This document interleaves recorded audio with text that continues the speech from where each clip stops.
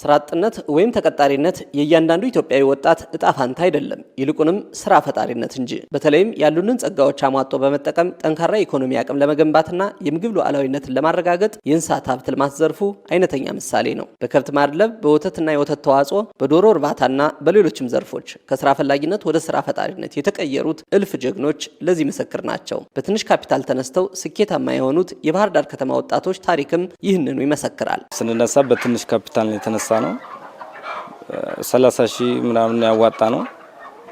አሁን ግን በሚሊዮን ደረጃ ላይ የደረስንበት ሁኔታ ነው ያለው። በመጀመሪያ እኛ እዚህ ስንሰማራ ስራ አጥ ሆነን በየቦታው እየዞርን ስራ ቅጠሩን እያልን ስንዞር ነበር እና አጋጣሚ ሆኖ ይሄን እድል አግኝተን ወደ ተሰማርተን በጣም ውጤታማ የሆንበትና አሁንም ቢሆን ያ ሰው የያዘውን ይዞ ወደ ግሉ ስራ ወደ ዶሮ እርባታ የግሉን እየሰራ እንደዚህ ስራ የሌላቸው ሰዎችን አግዞ ወደ ስራ እንዲሰማሩ ቢያደርግ ጥሩ ነው ብዬ አስባለሁ። ከመቶ ዶሮዎች ተነስቶ አሁን በቀን ከ1000 እንቁላል በላይ ለገበያ እያስረከበ የሚገኘው ወጣት ሙሉ ብርሌው የእንስሳት ሀብት ጸጋውን ቀድሞ በመረዳት ከዩኒቨርሲቲ እንደወጣ በቀጥታ ወደ ስራ ፈጣሪነት ነበር የተመለሰው። ወደ ዘርፉ እንደ ገበያ ያነሳሳ እኔ የሞዴል አርሶ አደር ልጅ ነኝ።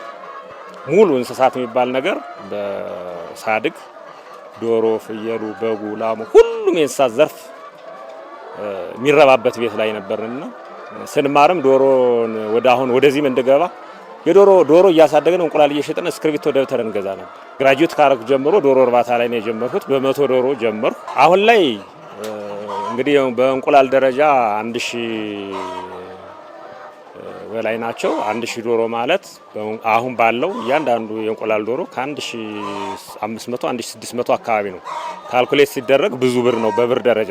ነገ የኢንቨስትመንት እቅዱን ለመተግበርና ጸጋውን ተጠቅሞ ለሌሎች የስራ ዕድል ለመፍጠርና ሰርቶ ለማደግ የሚታትረው ወጣት ሙሉ የዶሮ እንቁላል ለገበያ ከማቅረብ በተጨማሪ የዶሮ ጫጭቶች እያሳደጉ ማስረከብ ላይም እየሰራ ይገኛል። አሁን እዚህ ለእንቁላሎች ብቻ ያው ትንሽ አድካሚ ስለሆነ 3 ልጆች አሉ ከኔ ውጭ ለእንቁላሉ ለዚች ኬጇ ላይ አሁን ላይ ያያችኋት ማለት ነው።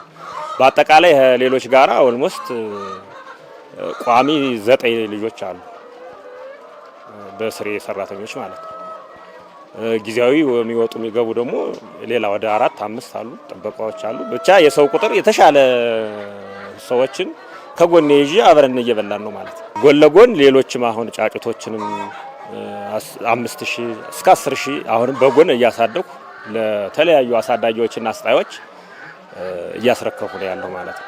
የባህር ዳር ከተማ አስተዳደርም የእንስሳት ሀብት ልማት ዘርፉ ለብዙዎች የእድገት ተስፋና የስራ ዕድል መፍጠሪያ አቅም እንዲሆን እየሰራ ሲሆን በዶሮ እርባታ ብቻ በአመት እስከ 32 ሚሊዮን እንቁላል ወደ ገበያ ለማውጣት የተቻለበት አቅም ተፈጥሯል። 125 ኢንተርፕራይዞችና 3750 የተናጠል አርቢዎችን ይዘን ወደ ስራ ገብተን እየሰራን ያለነው በአመት እስከ 32 ሚሊዮን ድረስ እንቁላል ማምረት እንችላለን። አሁን ላይ እስካለንበት ጊዜ ድረስ 23 ሚሊዮን እንቁላል ማምረት የቻልንበት ሁኔታ ነው ያለው።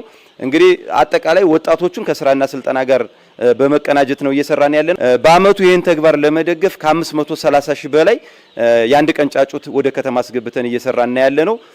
በ45 ቀን ዶሮና ከዛ በላይ ያሉትንም እያሰራጨን ያለነው። የእንስሳት ሀብት ልማት ዘርፉ ትልቁ የእድገታችን ጸጋ መሆኑን በመገንዘብ ከተሞች የልማት ማዕከል እንዲሆኑ ለማስቻል መንግስት ትኩረት ሰጥቶ እየሰራ ነው። ኢኒሼቲቭ ዋናው ትልቁ ነገር የመጀመሪያው ነገር በዚህ ዘርፍ ኢኮኖሚው አድጎ ህብረተሰቡ ተለውጦና ተቀይሮ ወደሚቀጥለው ትራንስፎርሜሽን የተሸጋገረ ህብረተሰብ ማየት ነው። በ8ቱ ከተሞቻችን ብቻ ሳይሆን በክልሉ ከዛ በላይ ባሉ ከተሞቻችን እንስሳትና ዓሳ ሀብት ልማት ሞዴል እየሆነ መጥቷል።